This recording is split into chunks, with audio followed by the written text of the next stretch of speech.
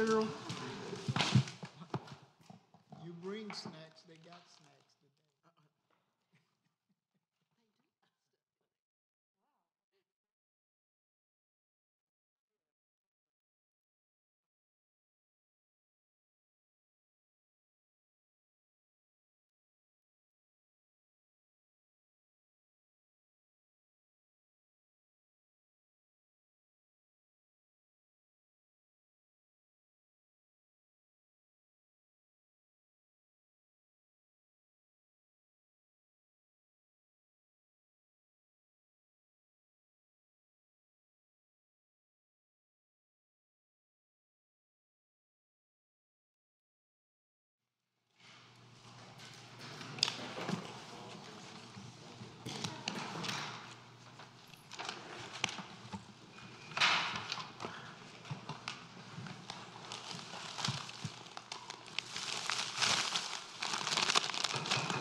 Okay.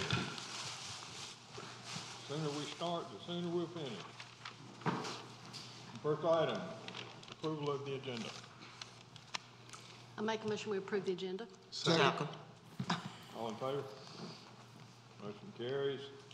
Okay, community and economic development. Joe? Good evening, Mayor and Commissioners. Just a brief overview before we get into the individual topics. So tonight is your first budget work session. The intention behind the budget work sessions are to give you greater detail on topic areas. For tonight, those topic areas are going to focus on community and economic development, stormwater infrastructure, and then we'll go review with you the changes that have been proposed in your fee schedule. This is also an opportunity for the public to participate and offer any input on the budget, on things that they see that they like or see that they don't like, or things that they don't see that they want to have included.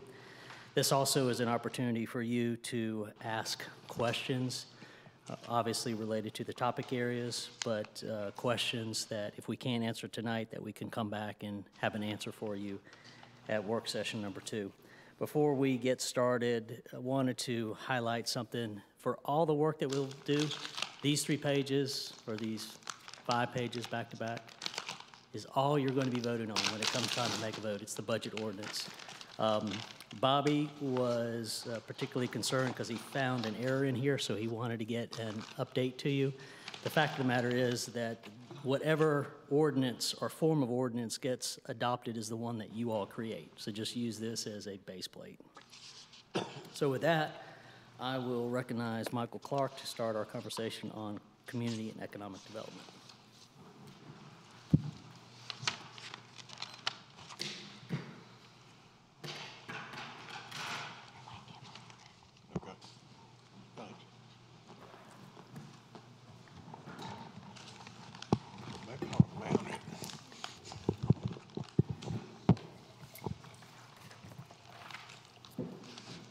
Good evening, Mayor, members of the board.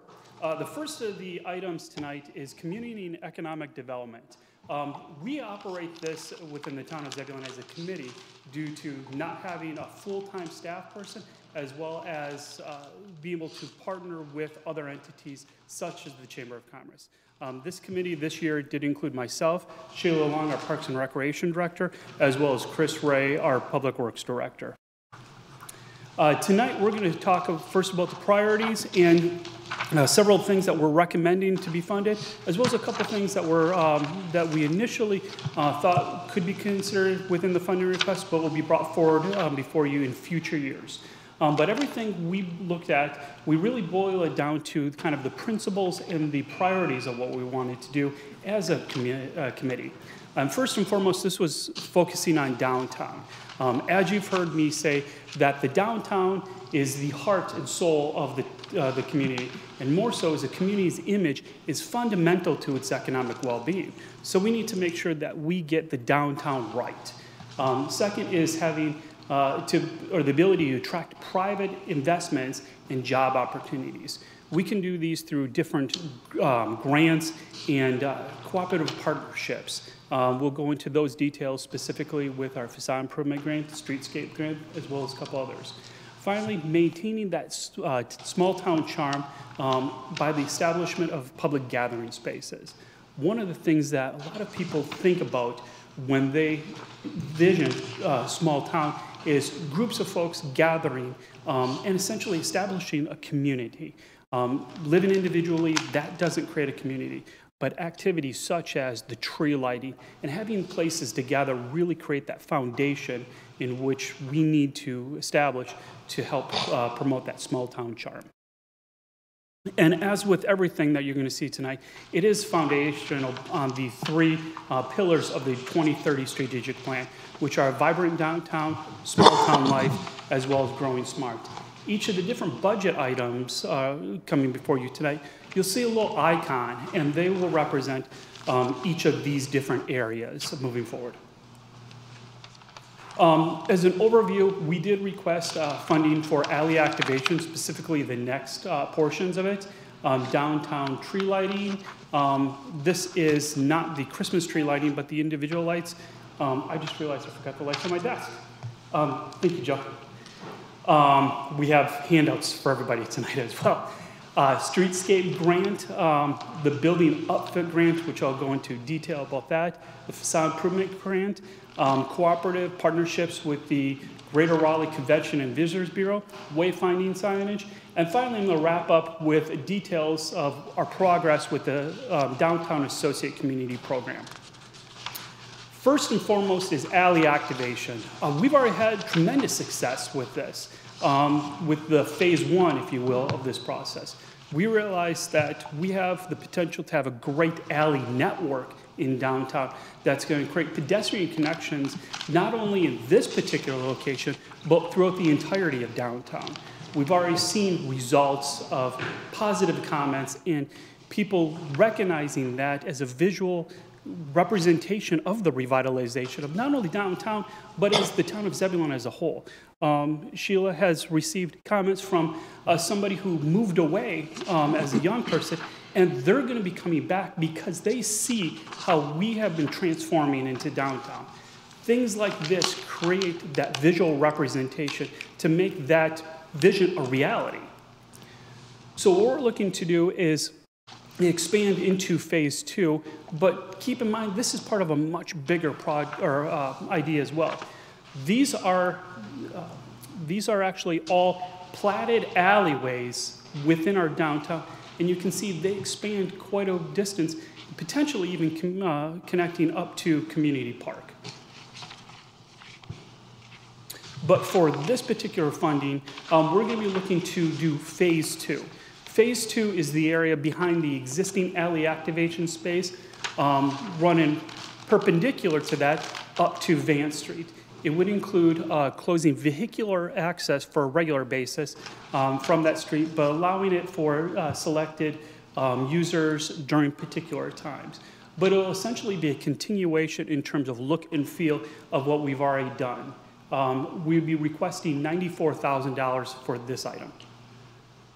Are you going to explain what exactly, are you going to break that out at all? We can in terms of details.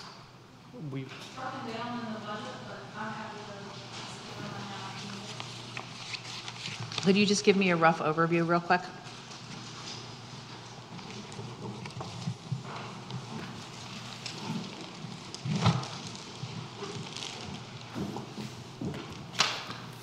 And I guess I don't understand, are you saying that now the alley is going to be closed to vehicular traffic except sometimes for certain events vehicles are going to be allowed on it, but otherwise no?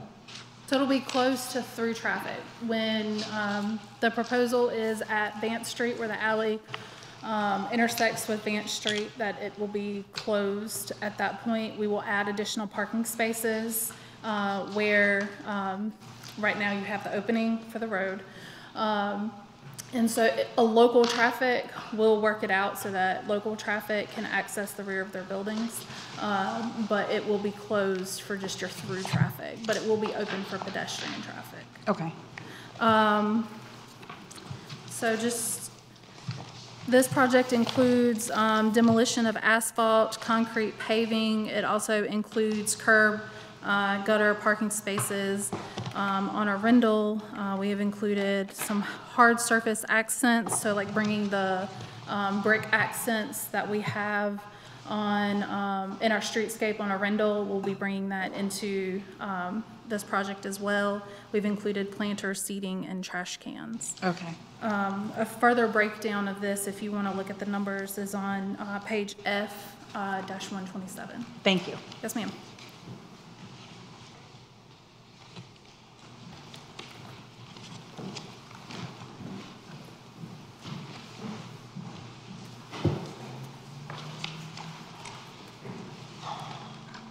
The next item is actually what everybody received their handouts for.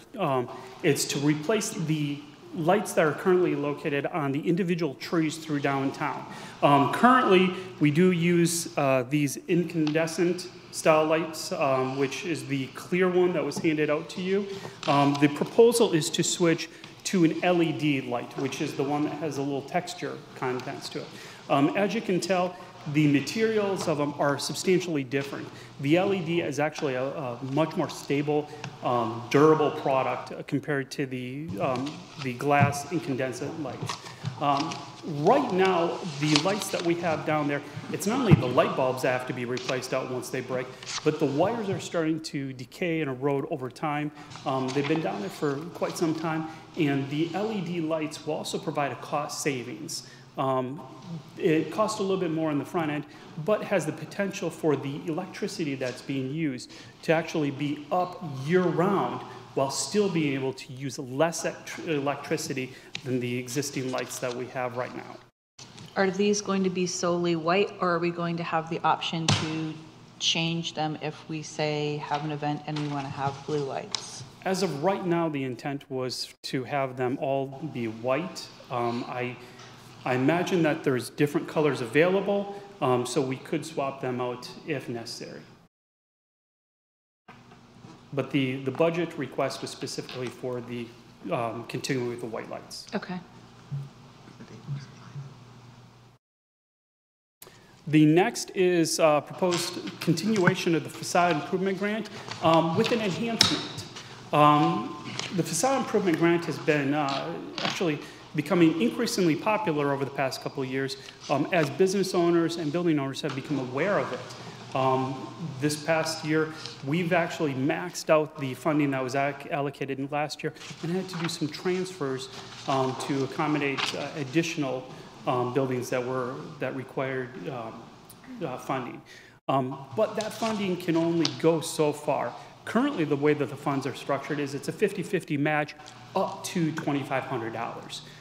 Many of these buildings, the cost to paint the building alone far exceeds that of value amount. So we're proposing to expand this and possibly increase the amount to $5,000 per application with a $20,000 request, which will allow us to fund 4 projects per fiscal year. It does, the continuation from the existing structure would remain where those funds would be provided upon occupancy of the building as opposed to just completion of the project.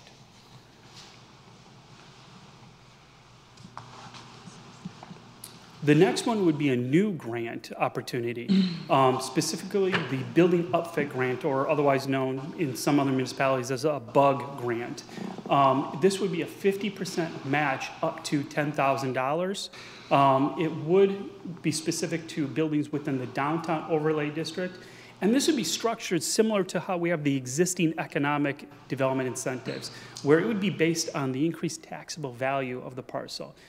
We'd be looking to request for $30,000 for this grant. And it's worth knowing, part of the rationale behind this grant is it is very expensive to renovate some of these buildings. And until you get into these structures, you really don't know how much work that needs to be done. As an example, the building that's included in the picture here, that's downtown. That's our downtown. That first floor is Cat Banjo. This is the site that architect Michael Germano is looking into moving into. When he purchased the building and started opening up walls, he realized that they needed to take substantial efforts just to stabilize the building.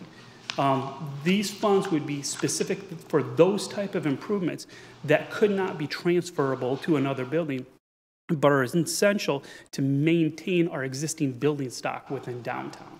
What are the requirements going to be in order to qualify for said grant? We're going to be structuring it similar to how we have the economic development program, but we have not gotten into those details as of yet. We're waiting to make sure that we have the available funding before we expend staff effort and time to construct the program details. I'm not against helping people in this fashion, but Joe knows I'm going to bring this up. I was trained at the School of Government that we couldn't directly put money inside these buildings. We could do facade grants, but once you went through the front door, it needed to be funneled through another nonprofit or whatever the case may be. Is that still the case? No. And there are several municipalities within Wake County that have successfully implemented this grant, including the city of Raleigh. So the rules changed? The rules, there's been opinions from specifically Tyler Mulligan from the School of Government. Tyler's the one that was training. Yeah, however, there's several others that have indicated that there is state statute requirement, not only in 160D, but several others that authorize these type of activities and projects. Okay. Yeah. Well, again, Tyler Mulligan was the one that was teaching the course, Oh, okay. and he was very adamant. Yeah, he's also against facade improvement grants as an example as well.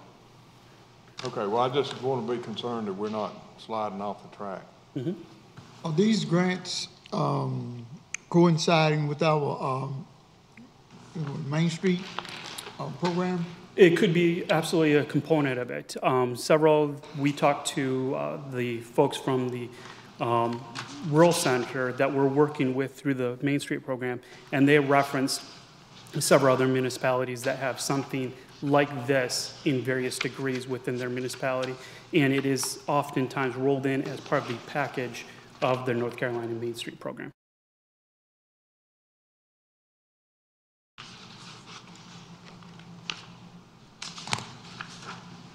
The next one is a continuation of an existing grant, which is the Downtown Streetscape Grant. Once again, this is isolated to properties within the Downtown Overlay District. We're looking to expand this, though, where right now it's a 50% match up to $4,000. We're looking to increase the total amount to $10,000. Additionally, in the past, it's been specific only for 501c3 not-for-profit organizations. However, we're seeing an increased interest in business owners wanting to do things to improve the streetscape in front of their buildings. These can be things such as planters, furniture, and other items that really enhance the pedestrian experience as one's walking through our downtown.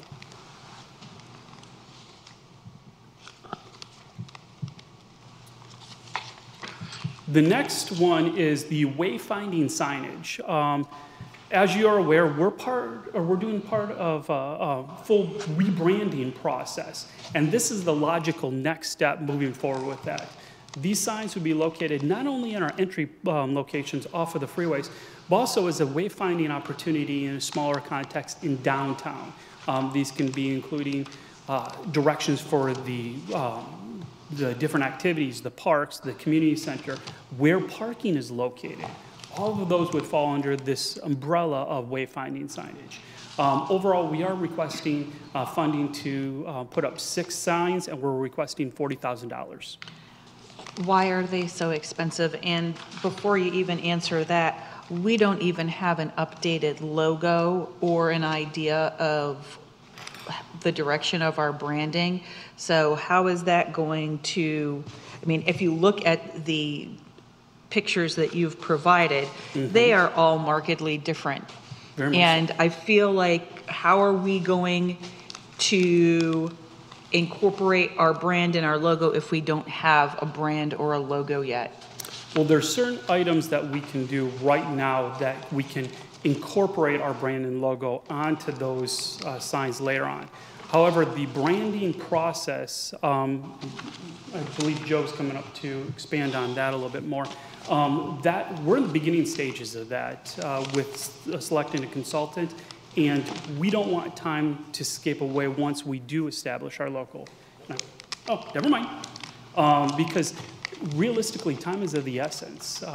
Having the ability to work with that consultant to make sure that these signs are designed to correspond directly with our logos as part of this process is essential to making sure that the design, the characteristic, the shape, form of these signs corresponds with the image that we want to portray.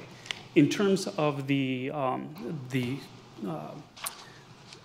cost per sign, that is typical of what the other communities, specifically Greenville, Wendell, Knightdale, that's essentially what they spend for their signs, because you have to take in consideration not only the construction of the sign, but also the installation, having to put footings in, making sure that it's stable, that tolerates the applicable wind loads, those type of things. Thanks.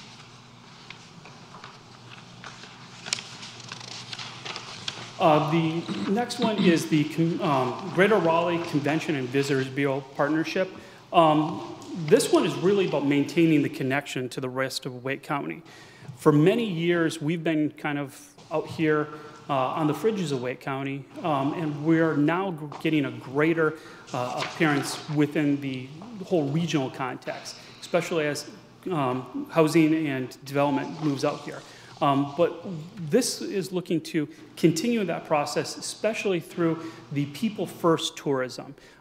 This is going to be things such as having somebody sign up and come down and spend a day with Brandon at Old Raleigh Distillery, or possibly spend an afternoon with Shannon learning how beekeeping works in North Carolina, possibly spending an afternoon with John over at Zebulon Pottery, or maybe working with a local fishing guide to experience, well, what might be awesome fishing over on Little River.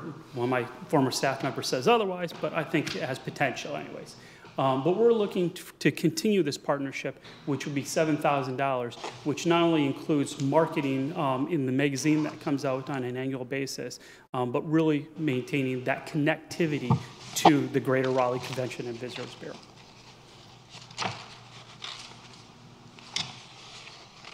Finally is the Downtown Associate Community Program. This is year 2 of 4 that we're going into this. The focus is on their 4-point pillar, or their 4 points, which is economic vitality, design, promotion, and organization. We've really lucked out in our consultant with Teresa Piner.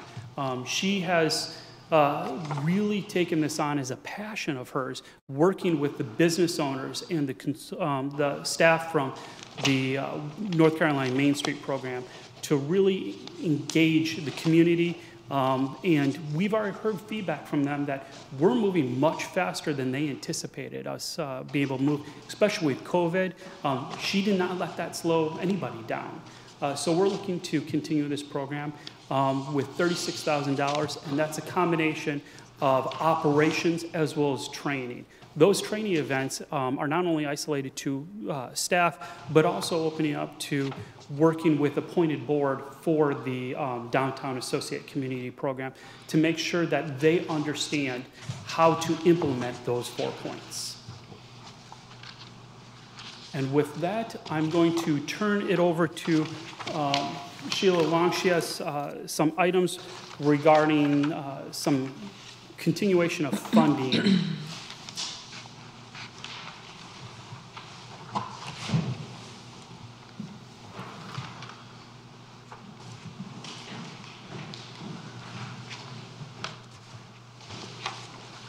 Good evening again. I just wanted to provide an update.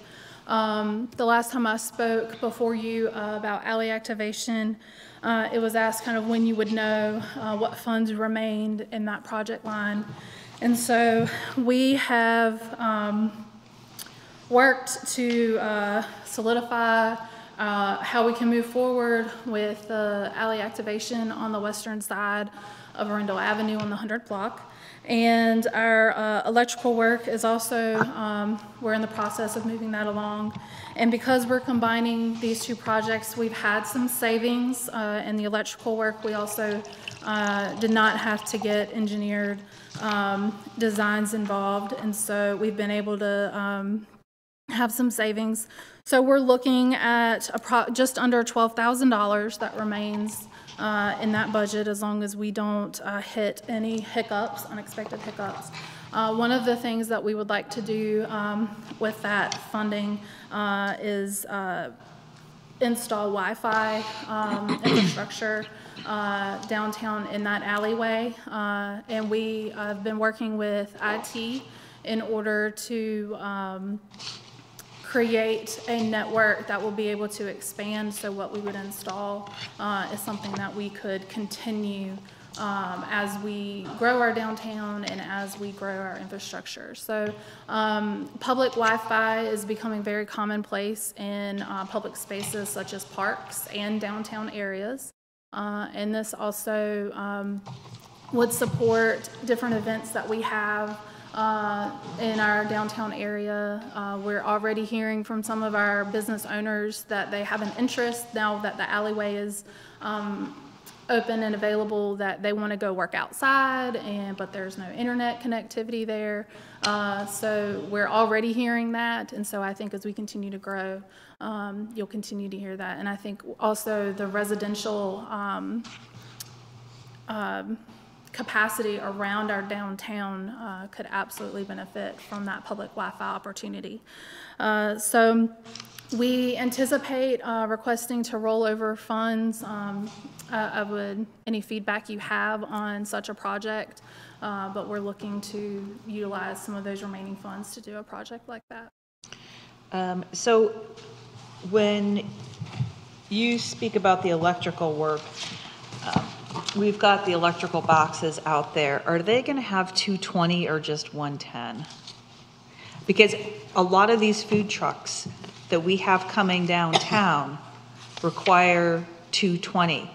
And giving them the opportunity, even if they are required to pay the town a $30 fee, they'll be saving on the fuel. They won't have to lug that equipment, and it will smell better downtown, and there won't be as much noise pollution.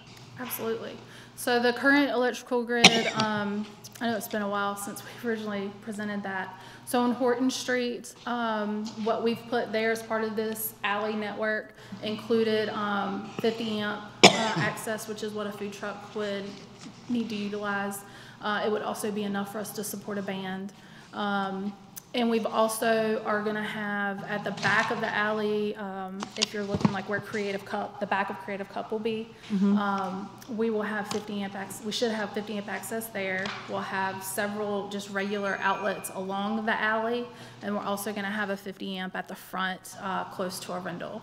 And we are, part of this Wi-Fi project includes increasing the electrical, so not to get so technical, but the way the grid currently is downtown, one of the reasons that we wanted to be able to increase our electrical infrastructure is we are limited, especially during your holiday season, on how much more electricity we can pull once those lights are installed.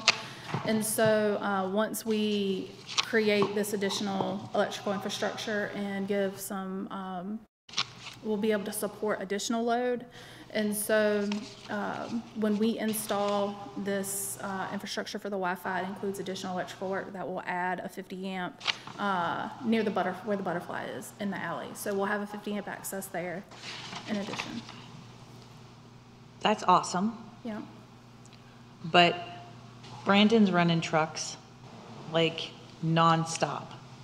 And some of these other, which is fantastic. I was downtown this past weekend, and it was magical.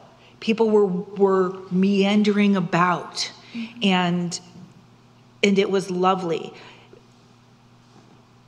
And I want to keep it lovely without the loud, intrusive presence of food trucks running their generators. And so I would like to see more than just, I think that you said 4 or 50 amp. If we can work it that way, if we can take some of the savings from whatever was left over with another project, I think that that's super important for us right now, because it really does. It brings excitement, but it also keeps a small town feel, so that you don't feel like you're walking through some enormous festival in downtown Raleigh and you can't even talk to each other because of the noise from the food trucks. Right. So I think you're absolutely right. And those are conversations that, as we understand, as businesses come in and as they shift around, our intent was to focus on one block at a time, just from a available funding perspective. And so we were focusing on the 100 block, and then our next step would be to focus on the 200 block and our alley and electrical infrastructure. And so I agree with you that as we have these businesses that are coming in and we're looking at expanding the walkability of our community and having that atmosphere that you talked about, that yes, having that support, that infrastructure is going to be important. And so I'm not as familiar with the electrical load of the 200 block. I think that there's more flexibility than there is on the 100 block, but I can't say that for sure. So as we move forward, I'm happy to look into that, and then whatever savings we have remaining, if there's enough to move forward with that, I think that's a great idea, and we would love to look into that. I mean, I feel like some of these businesses would be receptive to a cost-sharing program where they help fund part of that project to make sure that they've got the service that they need out in front of their establishment. Mm-hmm. Or if there's a way to finagle part of that streetscape grant money into that electrical upfitting, is that a possibility, Mike?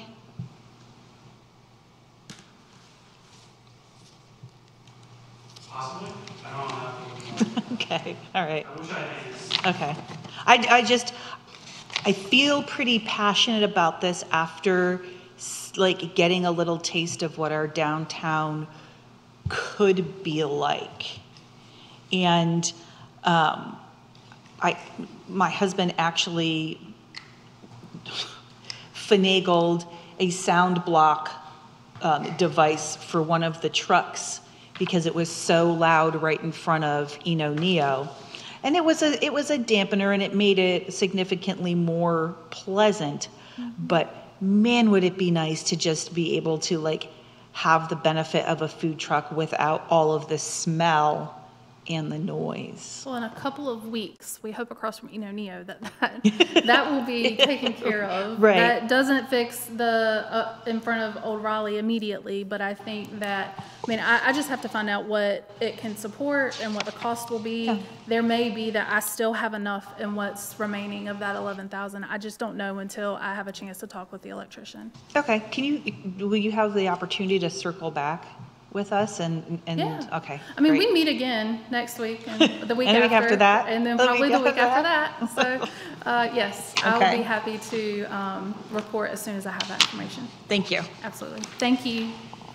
I know that there are certain generators that you can buy that is less noisy and less, I guess, pollutant.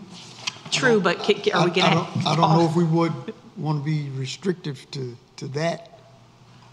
Or, it wouldn't be a bad idea if the town were to own one of those, but as far as like having it as a loaner for food trucks, I think that maybe that might not work. No, I was more or less talking about them having their own. Well, I don't mind sharing. There are communities that do have restrictions on food trucks. So like if you're in the city of Raleigh, especially in like their downtown area, last I checked, they had those types. So food trucks that are serving continuously in that area have those types of generators.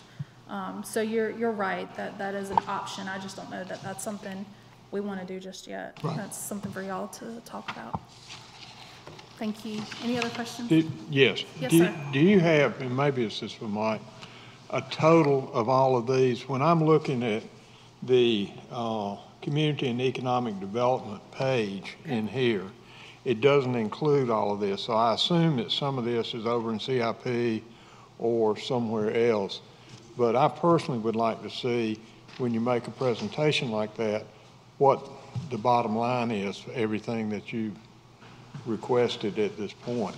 And again, I realize it's scattered through here, but digging through this thing is Well, I've been digging while you've been talking. Well, this information is not going to be in your budget for next year. This was just, I'm following up because when I came to you for the transfer of funds, I was specifically asked when y'all would know. So I'm just giving you an update. This isn't a request. I understand, but if you're talking about the $94,000 is not a request in this year's budget? Oh, that is a request. That's my point. Okay. The LED tree lighting is not on this page. So what I would just like to see is when you make a presentation like this, what's the bottom line when you get to the end of it? What page are you on? I'm on C-194 right now. You said C? C is in Charlie. I believe you were in the operating budget.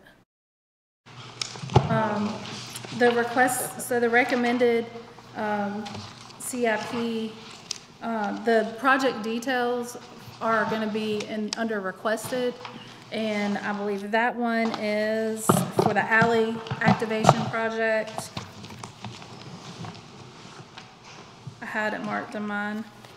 No, I'm not looking for the individual, Sheila. What I'm looking for is when you go through something like this and you get to the end of what we're talking about, Right. economic development, that I have the numbers for everything you've just presented. Okay. I don't care how it's scattered through the budget. So It's in there, it's, Joe, and I just don't know where it is. it's in section E. E. E. And I'll find the page, All right, thank you. page 8, E8. All right. Thanks, Bobby. Thank you. Where is it under E? It's at the very top of the page that you're on. I see, like, the alley activation. Yes, ma'am. So there it says 100,000, so that's different? I would assume that when it just got put in the budget, the amount that we requested was 94,000, so I would assume when the budget was prepared, it was rounded up to 100,000. So what you've requested in your presentation is 300,000. No, the alley activation, I believe Well, I is know 90. alley activation is a separate number. I'm talking about The total, total. well, I didn't get the presentation, so I'll let you. I guess, I don't know. Well, yeah, branding, wayfinding. Yeah, have all of these been rounded up? Because wayfinding is 40,000, but in this budget, it's 50,000. 50,000. I need to understand why we're doing that. I just want to understand what you're asking us, what kind of money you're asking for. Okay. So the rounding up is because of me.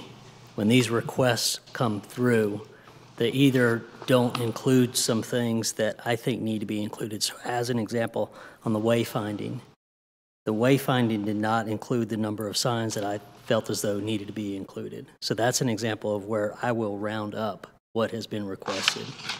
Another example, and this is just a reflection of my experience in construction, that I think the numbers for the type of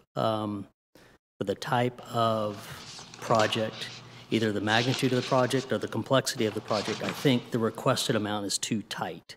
And so the rounded up number is a reflection of what I think is a better reflection. Mayor, to get to your question on E8, the 300,000 is the total that has been requested. Right. So that's 10,000 for facade, 10,000 for streetscape, the 30,000 for building upfit, and then on and on. I could continue to read, but Well, I can read them, I can see them in front of me, that's fine. That's what I was looking for and I couldn't find. right. And then if you're interested in where the funding source is, continue to go down and you'll see where the funding source is. So 50,000 of that is coming from a portion of your sales tax. So we take 50,000, we dedicate that towards capital projects. And then the remainder is coming from your general fund balance. Where are we looking at that then? You said down at the bottom. It's on the left-hand side middle. Okay, so if you are Okay, looking at the. I You see got it, it? Okay. yeah. So if we circle back to wayfinding, you didn't think that enough signs were proposed, so it's not going to be 6 signs. How many signs is it going to be? 7? 8?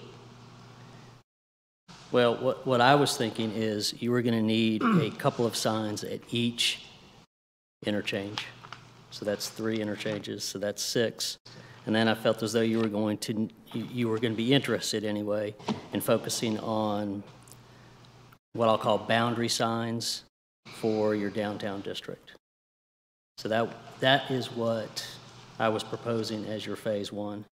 Something at the interchange to get people oriented to the town and maybe start targeting them to downtown. That wouldn't be nearly enough for your wayfinding. That's why there's future wayfinding in there, but at least that will establish at the interchanges and focus on the downtown area where our energy is focused right now. So what we're getting today is we're getting presentations where folks are saying, well, we've requested $30,000, but then when it comes to the budget, it's going to be like 50 or it could be 80. Why are they then coming and telling us that it's one number and then we're going to have to dig through it to find the real number? I'm confused. Okay. So that is maybe in my effort to be transparent where I'm being confusing is when these department directors develop a budget, it's a requested budget and not everything gets recommended. The stuff that does get recommended, some of the things that I do recommend are exactly what they have requested. Some of the things are rounded up for the reasons that I mentioned. To get to your question as what is the distinction is they are explaining to you the concept. They're not necessarily getting into the magnitude of the project, and that's why we have these discussions. Okay. Joe, I really think that we should be seeing what you expect the real numbers to be, and I know that's what you put here, but in this presentation it was not, and I think we need consistency. I agree. Okay. Especially if folks are tuning in because they might not have this information Right. in front of them.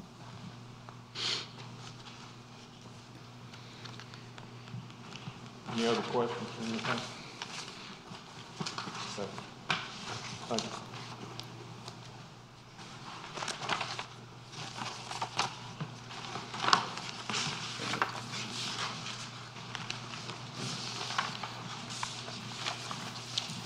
Then there was a couple, to continue on, there was a couple items that we did request initially that we realized really should be put into future budgets as opposed to this one.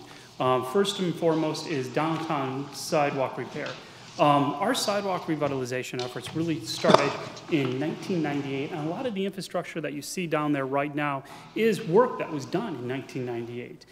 As we all know, over time, the foundations, the details, the binding material that holds a lot of these bricks together, they decay and erode over time. Additionally, the bricks themselves need constant maintenance in terms of cleaning.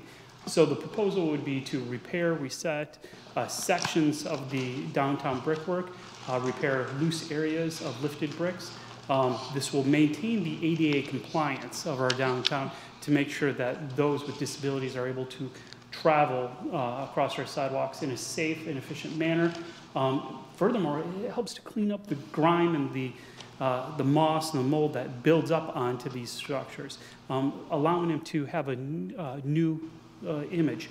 One of the reasons that we're not looking forward to move through, with this year is one of the items with our North Carolina Main Street program includes downtown design. And part of that is we want to make sure that we get public input of, hey, do we want to continue with the existing design in terms of the sidewalks and everything that we have in place now, or do we want to change it up? If we do want to continue with it, there'd be a $75,000 request for that.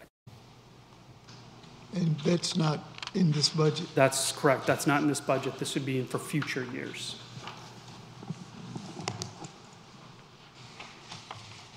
The next one is the downtown master plan.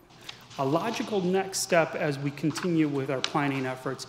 As everybody's aware, we're wrapping up our comprehensive land use plan, which is a very broad, town-wide focus on on the future land uses, the activities, and how everything is connected. This would prepare an area-specific plan for a downtown area.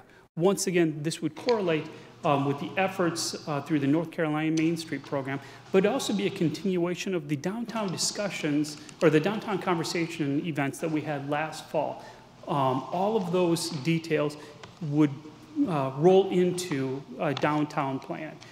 We've contacted a couple folks, really looked at what those plans could entail.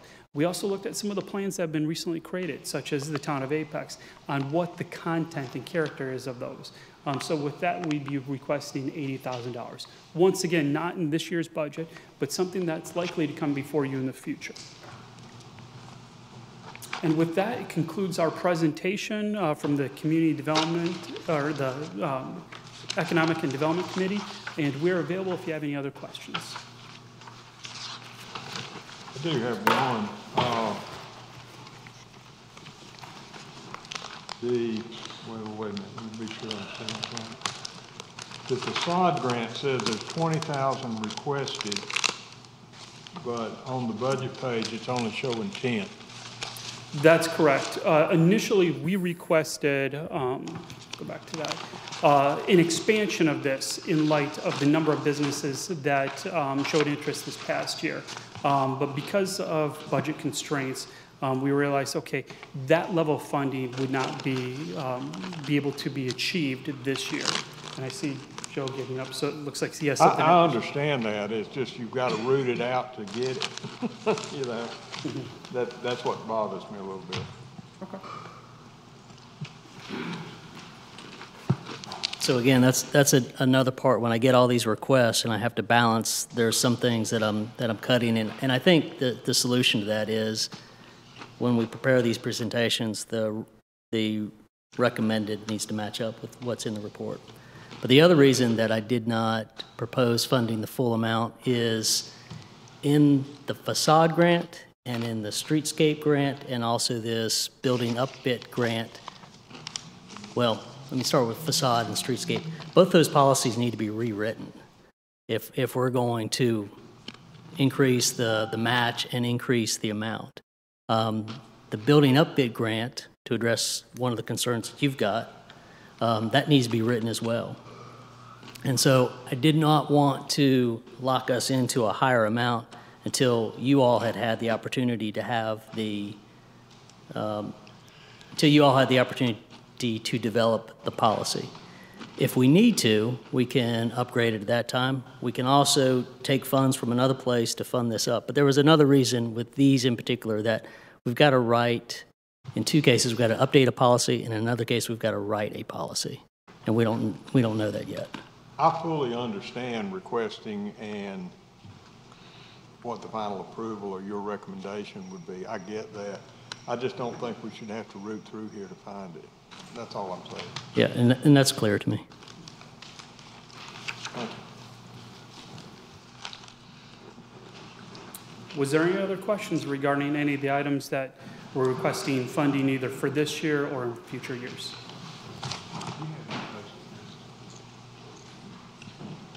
Okay. Thank you.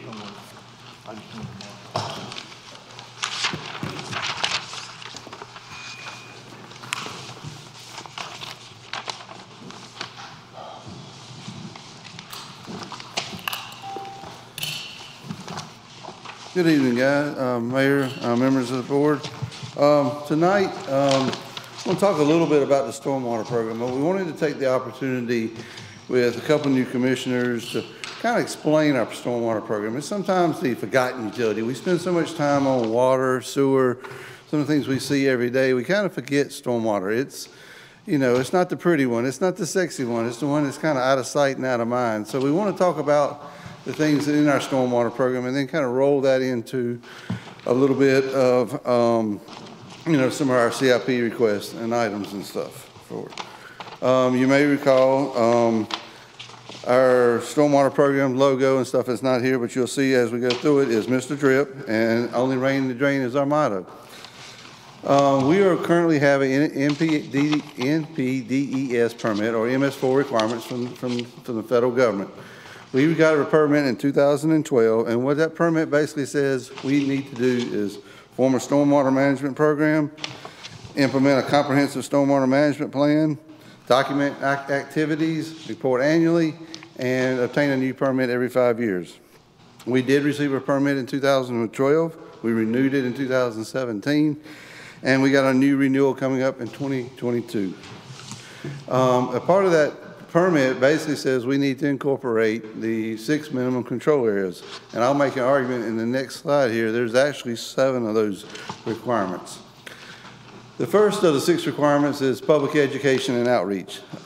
This is a piece that our Mr. Drip kind of is our forefront for that. We reach out, we try to talk to different businesses and schools, and we'll get into a little more of each one of these breakdowns.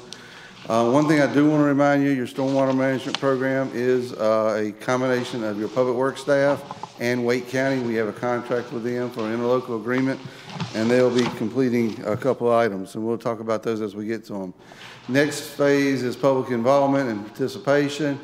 We have illicit discharge and elimination program, construction site runoff controls, post-construction runoff controls. 4 and 5 are part of your contract with Wake County to administer. And then number 6 is your pollution prevention and good housekeeping for municipal operations. And I kind of call it rule number 7. It's kind of unwritten, but it's very, very important. It's kind of like OSHA. If you didn't document it, you didn't do it. So document, document, document. You'll see that's a reoccurring theme as we go through tonight. In public education, we accomplish it in several matters. We are part of the Triangle J Council of Governments Clean Water Education Partnership. That is a partnership of 39 local government members, and we pay a fee based on population. And they do radio ads. They do, if you go to the movies, a lot of times you'll see them at the beginning of a movie. They do some TV ads and stuff. Public education is also our street sweeper. We were recognized early in 2013 by several national magazines by having a wrap on our vehicles, because as that vehicle rides down the road, it is promoting those things of stormwater, you know, traveling at a speed of 2 to 5 miles an hour. We also do some public events. You see a picture here of Mr. Rose on the right at our National Night Out. It got moved inside, and he's there sharing the Enviroscape. We've also tried to do stuff through water bill stuffers. I made multiple presentations over the years to the Rotary Club and the Lions Club to have to meet our public education requirements of our federal permit. One of the big involvements is public involvement. Here we got a picture of us doing some working with the Rotary Club and our staff. Here recently, the Litter Sweep program has come back on strong, which is a great item to help us with our stormwater permit, plus make our community look much cleaner and more vibrant. So that's a win-win from a stormwater and a cleanness perspective. So hopefully the momentum that we are starting to experience with that will continue. The next picture you see to the right there is a Orange Day that we've done some storm drain stenciling with GSK staff members. And basically, we stenciled on front of the drain that the drain runs straight to the creek. It reminds people that stormwater is not treated like wastewater. It is basically a direct connection to your nearby creeks, lakes, and streams. The next piece of our stormwater program is the illicit discharge and detection program, and it comes in various different forms. It's for us responding to our sewer overflow and blocking up, like you see in the first picture there, to make sure that sewer, before the client can get back out and unclog that, no, it does not run into our stormwater system. We assisted the fire department on a vehicle wreck on Rendell Avenue. Here's where we put some what we call pigs in place to try to stop that water from getting in the storm drain. Next one is where we found this after the fact, that we try to educate residents and businesses that not to wash their paint out in the catch basin. It drains to the stormwater system. And then the last piece here, over the years, we did find a couple illegal taps to the stormwater system. We found a sink and a dishwasher tapped directly into our stormwater system. Currently, we worked with that property owner, educated them, got that dishwater sink and dishwasher tied back into the potable sewer system and abandoned that tap there. So the program comes in many different facets. We try to train our employees as we are collecting yard waste or leaves or out and about. If you see something that doesn't look right, it's probably not right. If you see foam bubbling up in the ditch, it's probably a dishwasher or a wash machine discharging, and that's not permitted as part of our program. The next piece of our stormwater program is construction site runoff. This is the part I talked about that is administered by Wake County. The picture there on the left is our interlocal agreement that we entered in 2012, and it basically talks about they handle our sediment ponds, our erosion control, our post-construction BMP conversion from that sediment pond, annual maintenance of those things, they keep that up. And then they also do our erosion control for our town. I did want to show this project because when the town goes out, this is our Greenway project there on at Weaver's Pond. When the town goes out, we cannot permit with the county. We have to go straight to the state. So that project has a state permit, but it's following the same kind of guidelines that our local program has. One of the biggest pieces of our stormwater management program is good housekeeping for municipal operations. We have to require to keep a comprehensive map where all our storm drainage system is. We have currently, and we'll talk a little bit more later, 17.39 miles of pipe. So you've got an overall comprehensive map on the left, and then we get down into the street level mapping with each catch basin. Each catch basin is numbered. We also have data on the inverts and elevations. So we are able to provide new developments with that information, or we can use it from redesign for some of our infrastructure. In that infrastructure piece, we have 1,045 individual structures, which could be drop inlets, catch basins, flared-in sections, splitter boxes, you name it. So over 1,000 structures in our system. Another part of our Good Housekeeping program is our maintaining inventories of all our materials and stuff, of our fertilizers, of our pesticides. Every time there's a fertilizer applied or pesticide, it needs to be documented. You need to follow the labels or the instructions. Even some of the contracted services we have out with, for like lawn care here at the municipal complex, our contractor is required to send us a copy of his application of what fertilizer or pesticide he sprays each time. So we are aware of what's going on at any given time. Clearly, we're going to make sure they're licensed and that their certifications are current. We also have to maintain those same things for our staff. Keep a log of materials. They got to be stored in safe cabinets and stuff. Another big piece of our housekeeping is we have to have a spill response plan. And we have to have annual training on that. Our staff does annual training on that to recognize what a spill is, how to contain a spill. Maybe it's to put up some straw bales and to stop it from going to catch basin, and maybe it's plug in the sewer storm drainage line and vacuum that contaminant out. We also need to know where our trouble spots are, where flash flooding potentially happens, so we know how to treat those in events. We need to make sure our facilities are in good working order. We walk around that our tractors, our equipment, our stuff are not leaking and running into catch basins or inlets. We also, because we have a fueling station, we have an industrial permit for that, that we have to do runoff samples and stuff for to make sure there's no contaminants. And even a little something as simple as pet waste stations. They do a long ways to eliminating that pet waste that could be discharged and from a rain event into our stormwater system. And of course, we got to try to keep pollutants out. We do that by street sweeping collection. Our 4-year average is about 368 cubic yards of debris. A big part of our stormwater operations is also the yard waste and leaf collecting that debris before it gets into our storm drainage system. We also are responsible for line cleaning and stuff. We have a goal of cleaning our lines, 10% of our lines each year, which is about 9,100 linear feet. Here you see a contractor we brought in to help clean us with that.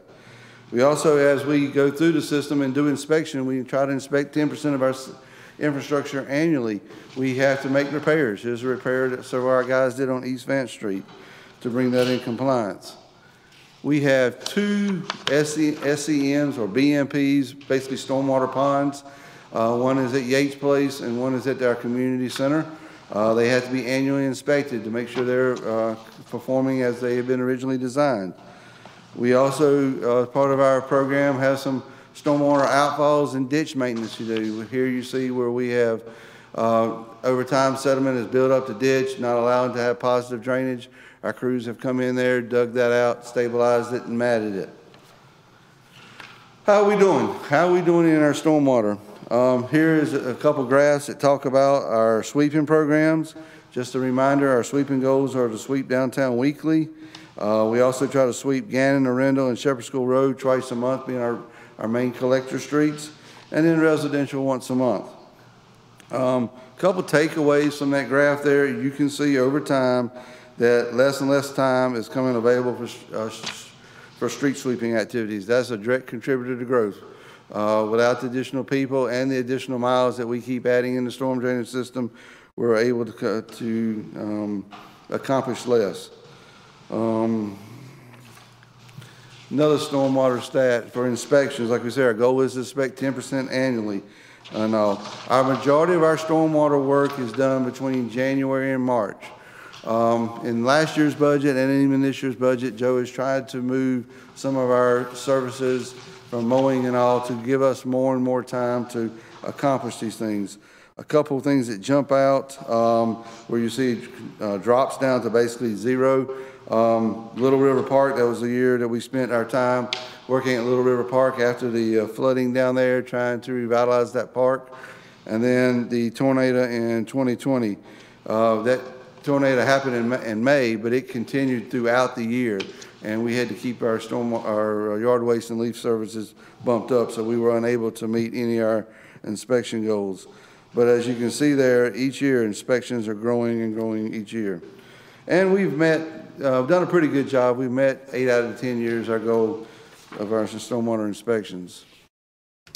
Another stat that we look at, and then when we get audited, we'll be looked at, is our line cleaning. The red line here shows the miles of pipe that are expected to be cleaned each year, which is 9,100 feet. This year, you see a tremendous bump in that line cleaning piece. We were able to, and we appreciate the extra funding that was generated from $17,000 to $32,000 to assist with contract cleaning. One of the things also I want to keep in mind, when we send a contractor out to do cleaning, we send him to the worst spots. So a lot of times we don't make linear footage, but we do a really good job of getting the sediment, and so getting the sediment out of the system. So we don't send them to the areas that are clean just to meet our goals. We send them to areas that are causing us problems and causing backups. And in the past years, we've never been able to get to some of the other sections, but this year we were fortunate to get there. But that statistic to me is a little bit skewed because we put them in the worst spots, and we just don't try to make linear footage just to comply with the permit. We try to have a effective system. A couple little stats about our infrastructure system. Like I mentioned earlier, there's 17 miles of stormwater system. That's like traveling from downtown Zebulon to downtown Wake Forest. That's a long ways, guys. There's a lot of infrastructure, and a lot of times it is the forgotten piece of infrastructure. We try to sweep about 60 miles a monthly. We have over 28 miles of streets in town, and if each mile of street is 2 ways, and so basically you're sweeping 60 miles just to get through the town once a year. We have various types of pipe material, from reinforced concrete, corrugated metal pipe, high-density polyethylene, and terracotta. Terracotta is one of the ones we're seeing a lot of problems start with because of its age. And we have some various pipe sizes, from 15 inches to 72 inches pipe.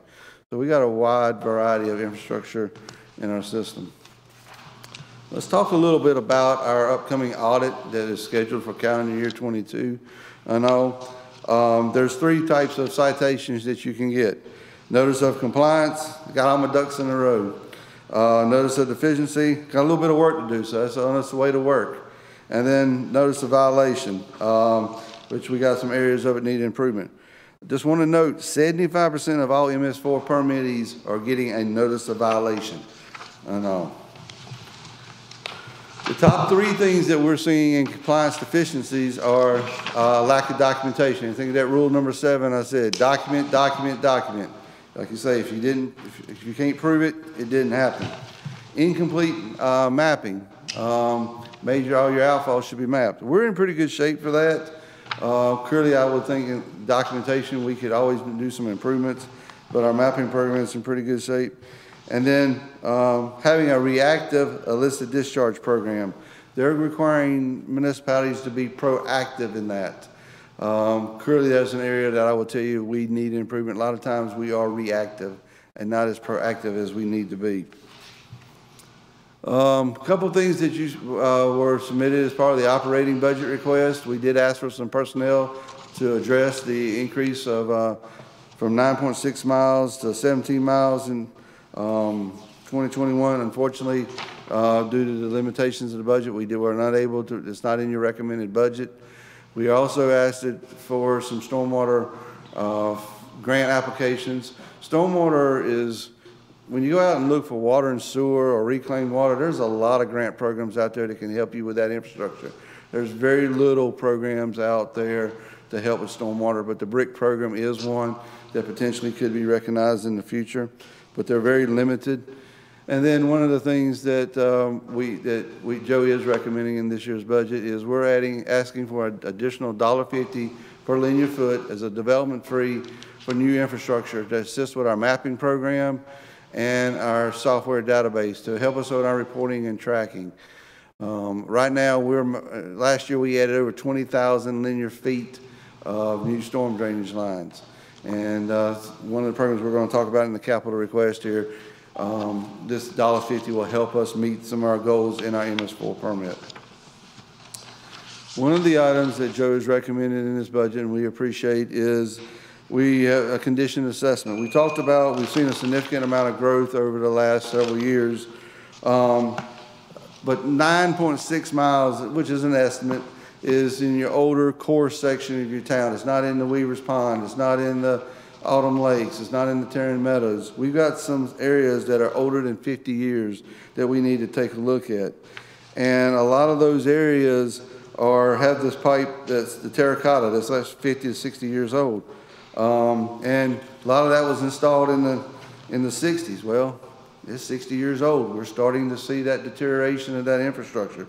So we have identified about 11 locations that we would like to have an engineer come in and do an assessment to camera, do a condition assessment, look at what kind of repairs can be made, if the line can be rerouted, and very similar to your street program, rate these areas that are in your core area of your business, of your Zebulon area, that which areas need to be repaired and replaced sooner, so we can develop a capital improvements list. Just kind of cross these off, maybe 1 or 2 at a year, depending on the cost. One of the items that also is recommended in this year's budget, this project is very similar to the one we just completed this past year on West Vance Street. We have East Vance Street drainage improvements. There's a 24-inch diameter terracotta pipe. I am personally aware of 3 spot repairs in the last 10 years.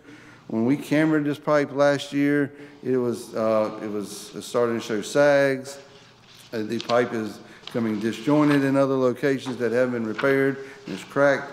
We had actually wanted to pave Vance Street last year, but due to the condition assessment, we passed on Vance Street till we can make these repairs. And so so this year, the cost associated with this project is $110,000. Construction is estimated at $91,000. The other item that we've recommended in this year's budget is to help us with our audit. We talked about in 22 that we're going to get an audit from the state. We want to get out in front of that audit and try to be proactive and look at some of our strengths, look at our weaknesses, pull our documents together. Our goal is to not receive a notice of deficiency, but to get a positive review. We wanted to give us some time to correct some deficiencies in our inspections, update SOPs, training, anything that needs to be done before the audit actually comes. And hopefully the consultant is going to provide us with some help updated and new forms, excuse me. And it also prepares for audit. The audit is going to be a lot more comprehensive than the ones in the past. Here's one of the ones we talked about, the $1.50 additional linear foot stormwater mapping fee. Our stormwater program right now is very manual. It is visual manual and logs and data. Everything has to be done by hand. Pictures that our staff take have to be sent in and then uploaded. We have to create to-do lists.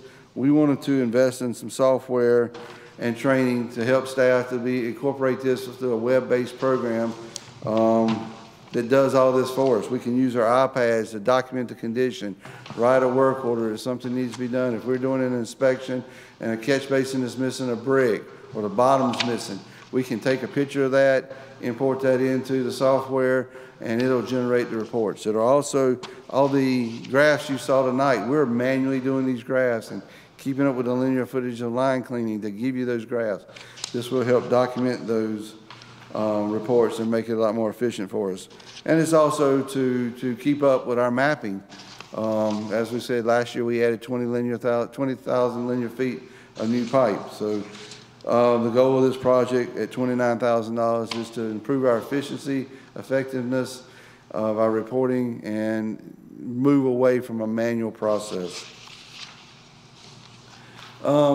Each year we try to stick in our budget request. This item is not funded, but just to be clear, is a program that looks at environmental or green projects.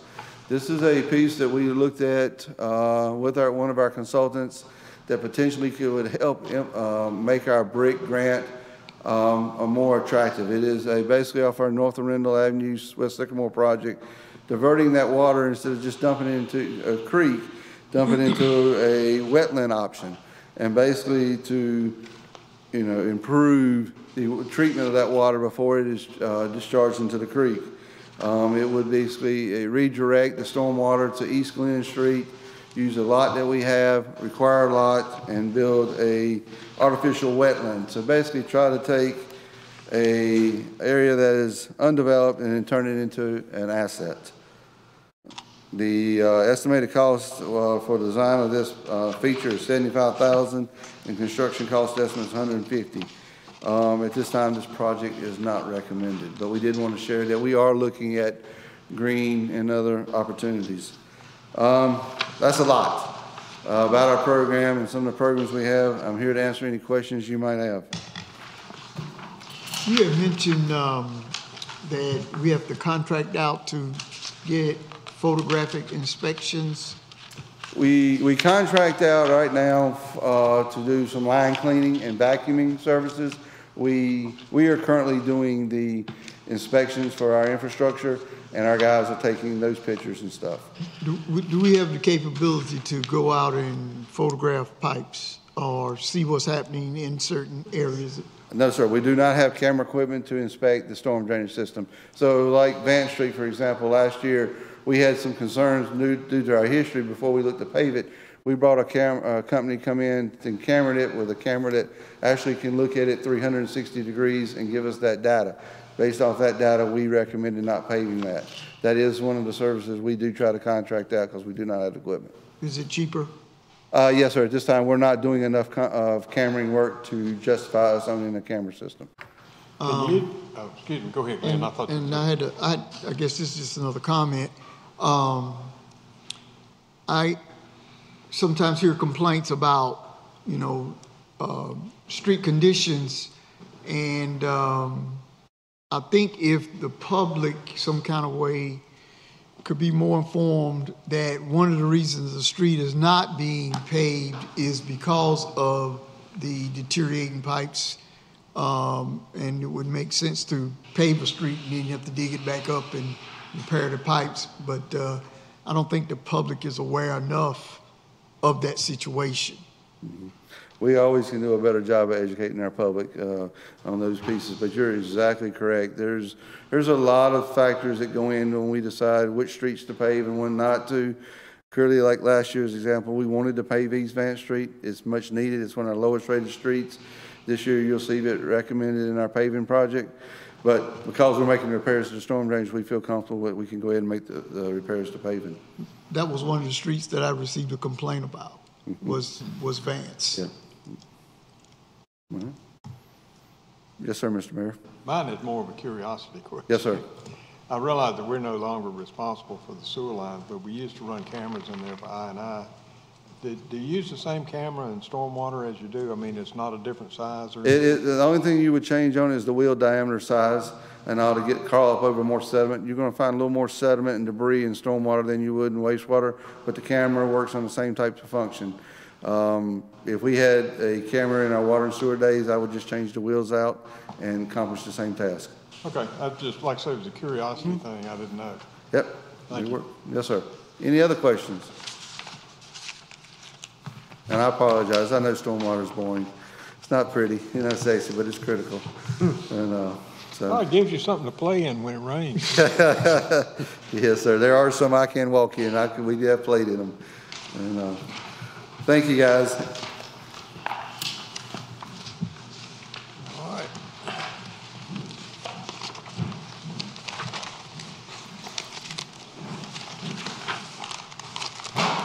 Okay, in addition to providing you details of what's in the budget, another goal that we have in these work sessions is to familiarize yourself with how to use this very thick document that's in front of you. So this is the presentation on the budget and the fee schedule is not only to give you more detail, but to give you a little bit more functionality with the document. So if you would turn to the tab D that says Schedules, I'm going to walk you through and highlight some of the changes, the proposed changes to the fee schedule. I'm only going to highlight some of the ones that are highlighted in yellow because they represent a substantial change. Anywhere you see a fee that's changed to yellow, it represents a change. If it's not highlighted, it's consistent with what you adopted last year. Joe, excuse me, where'd you say? Section D, it's titled Schedules. D as in dog? Yes. Okay, thank you. That's it. All right. I was in there today, but I couldn't remember. Thank you. You're welcome. So the first fee that I was going to highlight is on spreadsheet D1. It is the residential garbage rate. We are proposing to increase that rate by $3 to fund the yard waste service that we provide. Now, there's a couple of details to note. Ideally, I would love to break this out as a separate charge, so we would be transparent with your citizens and have a residential garbage rate fee, and then also have a yard waste fee. But the city of Raleigh charges us a billing for each line item that we put. So I'm trying to save us some money, but I wanted to be transparent and say, the residential garbage rate, what we're proposing here, is going up $3, not as a reflection of increase of garbage services or recycling services, but the yard waste fee. So that's the $3, that's the what. The why is that piece of equipment that you see right there. So you have heard me talk about in the fleet that we have what I'll call low volume vehicles. We got mid-volume vehicles and we got high-volume vehicles. The high-volume vehicles are things that are typically used by our fire department, these types of vehicles that last 15 to 30 years. Our low-volume vehicles are things that typically our police department uses, so things that have a useful life of around 5 years. This middle range, though, we don't really have a good funding stream for them. And so one of the reasons that we're proposing this $3 fee is so that we can finance very expensive equipment like this. If we were to buy that piece of equipment with cash, I think we're looking at $250,000. So that is the why, is to develop a funding stream for capital expenses, but also yet another way for us to stay on top of our stormwater maintenance. Yes? Related question, we currently give the mulch free. Have we ever considered selling that, either to citizens or to a commercial application? I don't believe we have, but we can look into that. We can, do you have an answer? Yes, sir. All right, let's answer when we can. Mr. Laws, that's a very good question. We have what's called a Class 1 permit with the state of North Carolina for our yard waste facility. That is a permit that basically is no cost of renewal. And the Class 1 permit requires we are not allowed to sell that mulch. We would have to step up our permitting requirements, our monitoring requirements to get a Class 2 permit. And we just do not feel like that is cost effective for what we could get on a return for the mulch. No. Okay, I'm glad you looked into it. This is just a comment. I know there's been some discussion about, our town probably picks up more stuff than any other town that I know of. I live in the inner city and I got trees, I got leaves, I got yard waste, probably got more than some of these newer subdivisions that's coming on that don't even have trees. It's just something to think about as we keep growing and growing. Are all of our citizens getting equal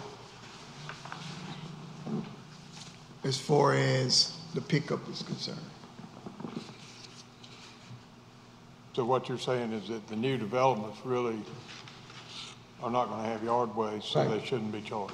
Well, it's just a That's just a thought. just a I thought. get it. Just a I thought. understand I that. mean, they I don't just have want to be clear what you were, Yeah, yeah, trying to say. yeah. That's basically. Okay, thank you. All right, Joe. Okay, the next fee that I was going to highlight, you can find that on sheet D3. And it's titled Engineering Review Fees.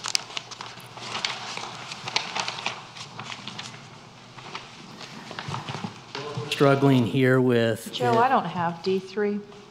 E3? E3? E? No, D. D as in D. dog. D. Mine Delta. starts on D7. He said D3.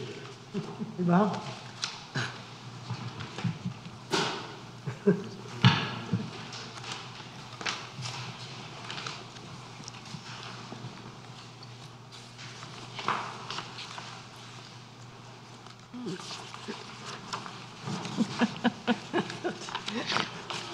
A little strange there.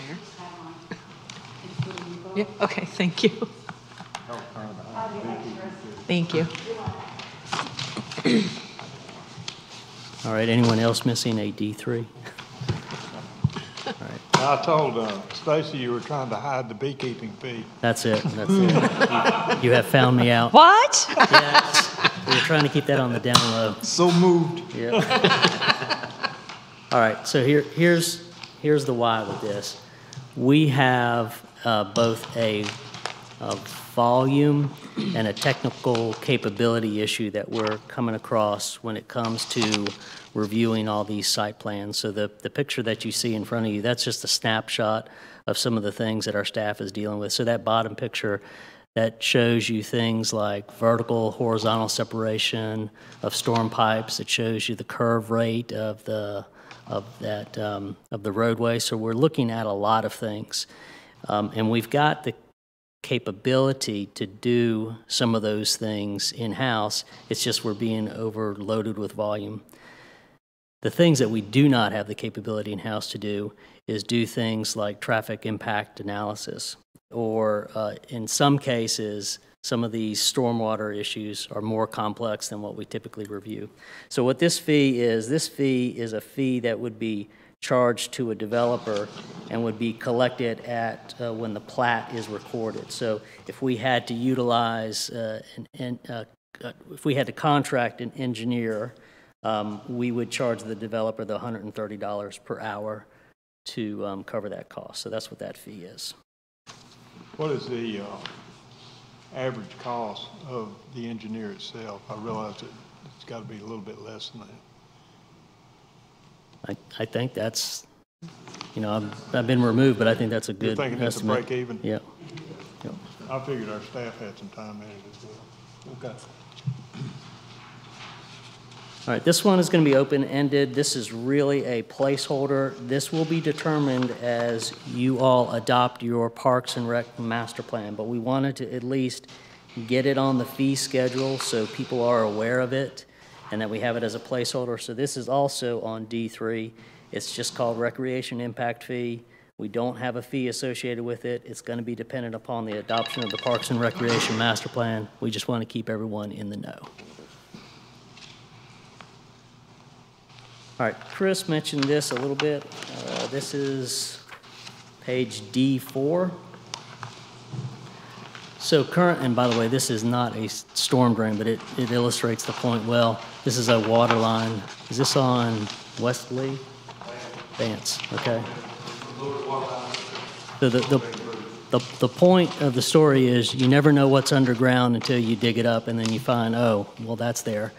So when it comes to stormwater, especially with how quickly we are growing, we need to survey and map the stormwater before it gets covered up. And right now, we're putting that responsibility on developers, and they're doing that, but the problem is we're getting mix and match of different formats that are delivered to us. The timing is inconsistent because they're on different phases, and so we never have a consistent understanding of what's in the ground, when it's in the ground, and all of it is hard copies. And so what we are proposing here is that we take over those responsibilities. We charge the developers $1.50 per linear foot, and then we collectively go out and survey mass bunches of this so we have consistent data, our timing is consistent, and we get it electronically.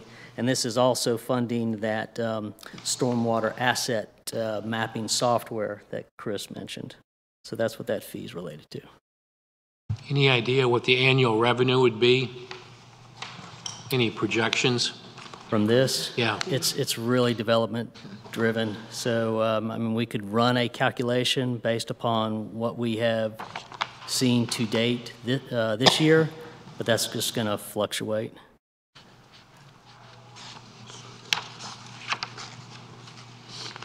All right. We're proposing something a little bit different this year. If you turn to page D7, we have a sliding scale of what we offer to participants who participate in our athletic and recreation programs, or in our non-athletic and camp programs. So there might be some community needs where we might want to offer flexibility for someone who might not be able to afford to allow them to come in, or we might just for a community because you all have a particular goal that you're trying to achieve that we're driving the cost down. So in this particular item, what we're referring to, and I'm not sure now that you all have this, but let me know if you don't, the very back part of the schedule fee is a recreation cost recovery policy. So when you all adopt the budget, we're asking you to not only adopt this fee schedule, but we're asking you to adopt the recreation cost recovery policy. So this is really a heads up to show you how that fee is calculated, but this is also a heads up to give you time to look over this policy. And I think those were the, no, we got a few more. I'm sorry, if you got a question, just let me know. All right, the fee in lieu, and I think this is the last one. When there are times when we recommend that you all not have the developer put in the infrastructure and do a payment in lieu for us to possibly add it to a town project, this is the rate that we let the development community know that they're responsible for. So you see a lot of yellow there. That yellow is really just a reflection of keeping up with inflation. So you'll see that updated every year. What page are we What on? page? I'm sorry, I didn't tell you, D11. D11.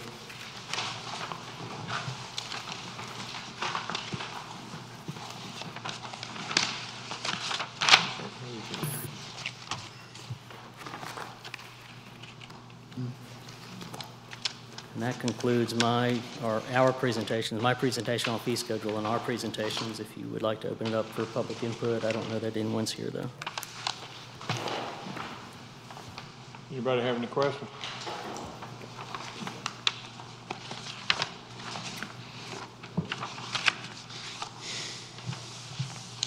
don't see any public here, but I will call for public comment, just so that we follow procedure. Okay, Beyond that, you all have asked some questions that we'll circle back with you on. The 50 amp is an example that we'll circle back and provide you some information on that. Some of the things, like Commissioner Loud's question on the mulch, we were able to answer tonight. Are there any questions that we can try to answer tonight or bring back prepared to answer at your second work session? What are we going to be reviewing at the second work session? Excuse me? What's going to be the topics that we are going to be discussing at the second work session? Somebody? Property management. So the things like, so what you'll want to do is you'll want to take a look. These will be primarily in your capital budget. So you'll want to be previewing tab E, which is the recommended capital improvement plan. And you're going to want to focus on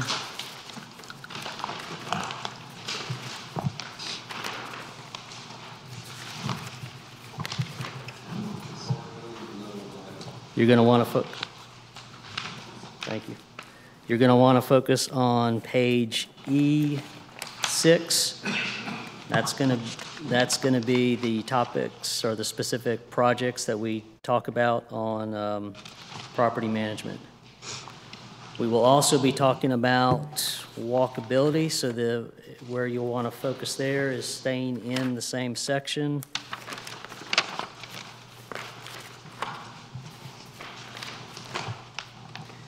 You'll want to look at page E2 under the Transportation Fund, specifically under Greenway bicycles and pedestrians.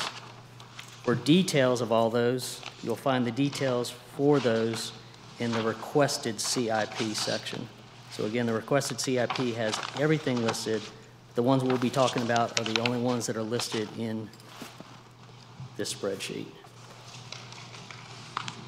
And then Bobby is going to provide you an overview on how much general fund balance we're recommending you all use, and what does that look like in comparison with your internal policy on general fund balance percentage, and how that does or does not affect your bond rating.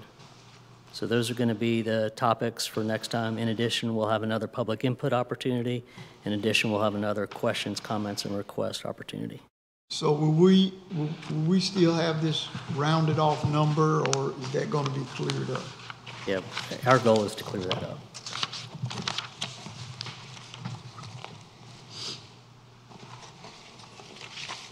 Is there any other questions? Other comments or questions? All right, Joe, you got a manager's report? It's real quick. I was just going to share with you all, Michael and I were able to sit in on Wake County Historic Preservation Commission regarding the Zebulon Historic District. They had what I thought was a very productive meeting. They were very complimentary of the meeting that you all held, complimentary about the amount of public engagement. They are going to form a subcommittee to offer a recommendation. Their goal is to bring you back a recommendation by your June 7th meeting. So I'm just keeping you all up to date on that. And that concludes my report. Okay. The motion to adjourn? So moved. Second. We're adjourned. Gotta have that second.